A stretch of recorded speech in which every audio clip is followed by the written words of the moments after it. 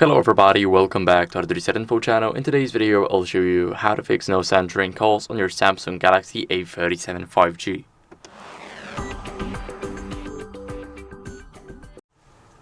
So first, what we're going to do is we're going to check the volume during a call. So if you are in a call with somebody, you can try and go over, just press the volume up right here. Now this is increasing the media volume, not the call volume, because I'm not in an active call, but if you are, then you will simply be able to change the volume itself. As you guys can see, there's no way of changing the volume in the phone app. So for a lot of devices, it's possible that you just open up the phone app, but here you just change the media volume all over. And whenever we go into the settings, and in those settings we select sound and vibration, as you guys can see, then we select volume. There's no way of changing the call volume. So the only thing you can do is change it while being in an active call with somebody. Now, what else can you guys do is go over to the main page of the settings. Now go to connections and go to Bluetooth. Now here you want to make sure that you turn the Bluetooth off, because we don't want any other devices connected to our phone.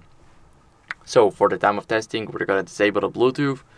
And now what are we going to do is you got the earpiece right up here. So as you guys can see, it's pretty hard to see actually, but the earpiece is right up here. There's a little bit of a spacing, like a cutout, and this basically means that this is what we're using to actually hear somebody through the phone. So it is normal that the earpiece is simply dusted and there's just dust, debris and everything in it, and we want to make sure that we clean it with a soft brush.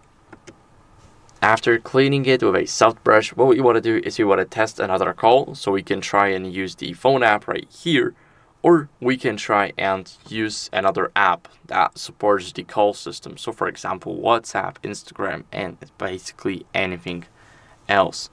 Now as you guys can see, we're gonna go over and we're gonna simply restart the phone.